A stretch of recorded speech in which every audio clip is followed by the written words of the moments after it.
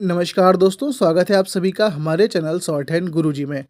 आज का डिक्टेशन 100 शब्द प्रति मिनट की गति से है।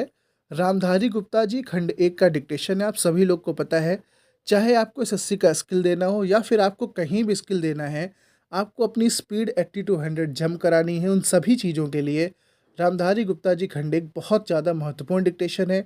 अच्छे से सभी शब्दों का अभ्यास आपका होना चाहिए। चाहे कितनी भी बार आपने डिक्टेशन लिखा हो, आपको इसको ज़रूर लिखना चाहिए और हर बार कोशिश करना चाहिए कि मेरी 1-2 एरर से ज़्यादा ना आने पाए। अब सभी लोग डिक्टेशन लिखने के लिए स्टार्ट हो जाइए। अगर वीडियो को लाइक नहीं किया है, तो लाइक करिएगा और सब्सक्राइब ज़रूर कर लीजिएगा अगर आप नए हैं तो। और जिन्होंने वीडियो को लाइक किया है, जो डेली लाइक करते हैं, उनको बहुत-बहुत धन्यवाद। डिक्टेशन स्टार्ट करते हैं हम 5 सेकंड के बाद। Ready, start. भारत को स्वतंत्रता मिली है, इसका अर्थ यह होना चाहिए कि गरीबों की सेवा के लिए आज तक हमें जो सुविधाएं उपलब्ध नहीं थीं, वे मिली हैं।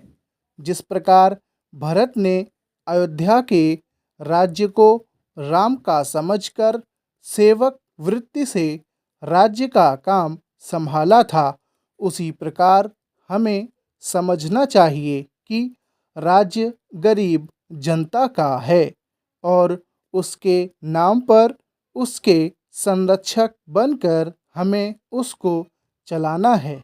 अब गरीब को ऐसा अनुभव होना चाहिए कि हर एक उसकी सेवा में लग रहा है।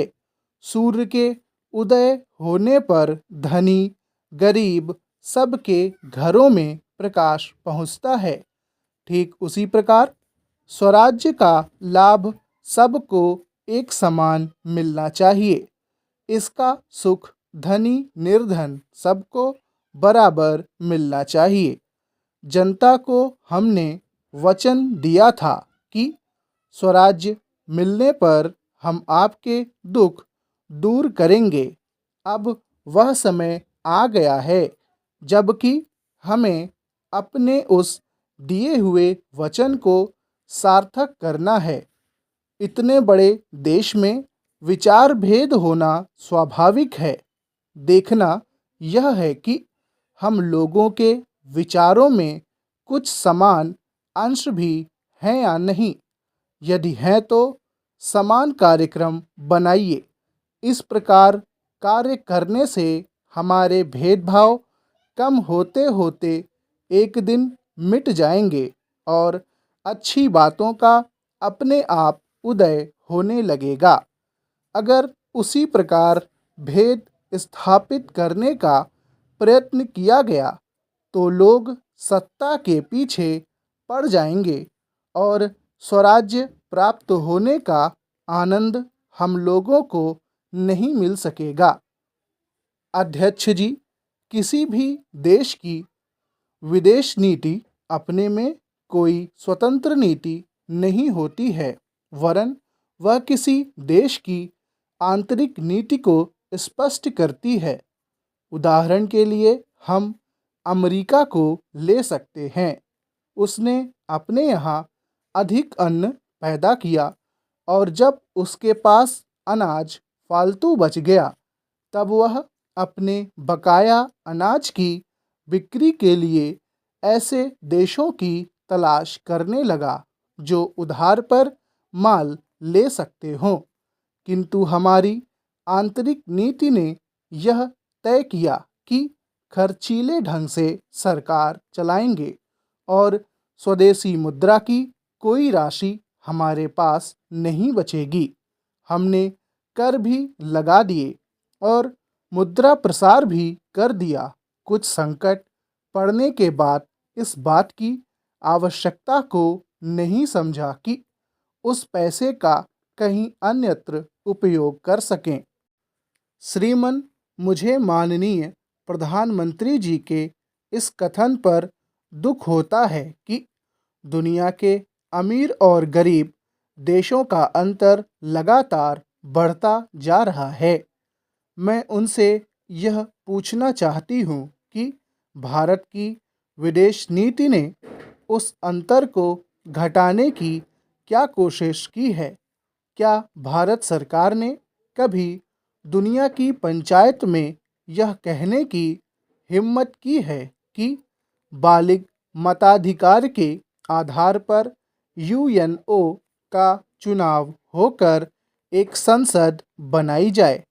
और क्या आप में यह देखने की हिम्मत है कि फौज के हिसाब से कर लगाकर एक विकास का खाता खोल दिया जाए?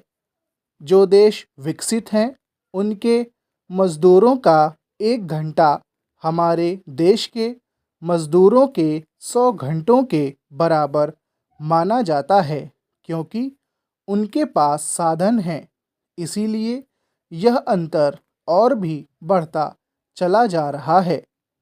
किसी देश के अंदर आंतरिक नीति में अमीरी और गरीबी का अंतर बढ़ता चला जा रहा हो और वह दुनिया के देशों में विद्यमान अमीरी और गरीबी के इस अभिशाप को समाप्त करेगा, यह समझ में आने वाली बात नहीं है। अब मैं आपका ध्यान एक और बात की ओर दिलाना चाहती हूँ। पूर्वी जर्मनी को मान्यता देते हमें परेशानी होती है, इसलिए कि शायद पश्चिमी जर्मनी को बुरा लगे, लेकिन पश्चिमी जर्मनी ने तो अपनी रक्षा का भार दूसरों पर छोड़ दिया है।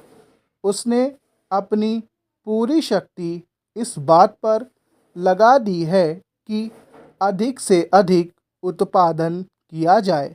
आपने जो समय दिया उसके लिए मैं आभार प्रदर्शन करता हूँ और आपका धन्यवाद करता हूँ। अध्यक्ष जी, जिस समय पाकिस्तान ने भारत पर हमला किया था, उस समय उन्होंने देश की रक्षा के लिए महत्वपूर्ण कार्य किया था।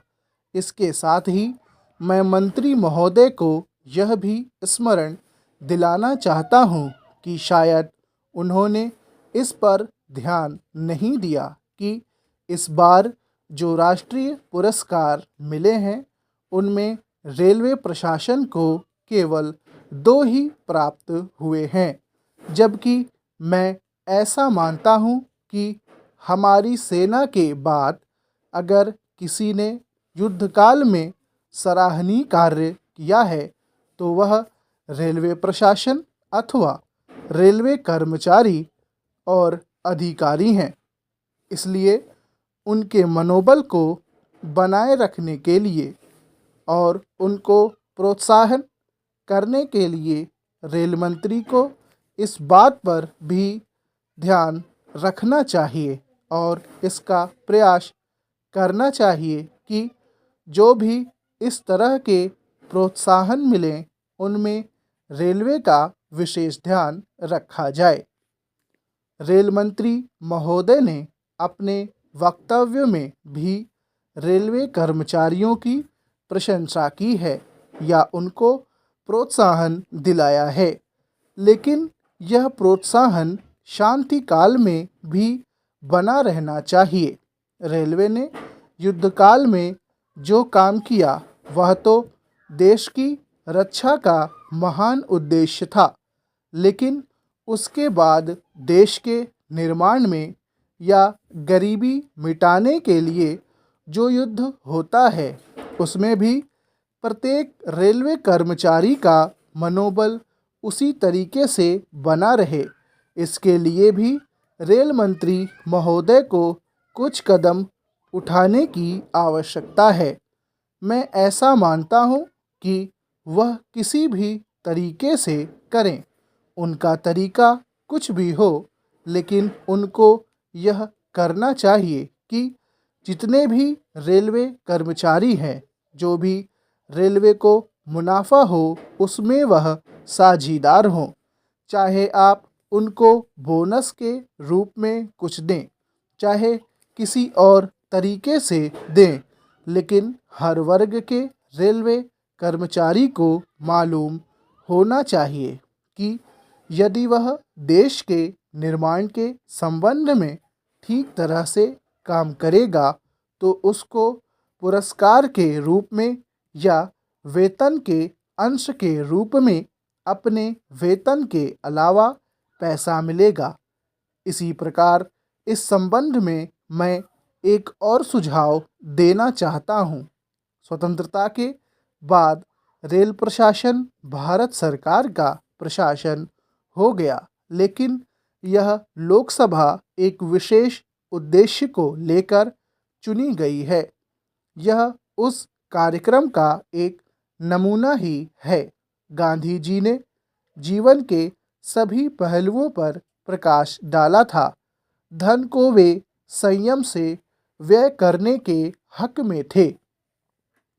उपाध्यक्ष महोदय, मैं समझता हूँ कि अब तक इस वैदेशिक नीति पर न केवल इस ओर के सदस्यों ने ही बल्कि दूसरी ओर के सदस्यों ने भी प्रधानमंत्री जी को धन्यवाद दिया है। स्टॉप। अगर आप लोग को डिक्टेशन अच्छा लगा हो तो प्लीज़ लाइक करना मत भूलिएगा। मिलते हैं फिर नेक्स्ट वीडियो में, तब तक के लिए गुड बाय।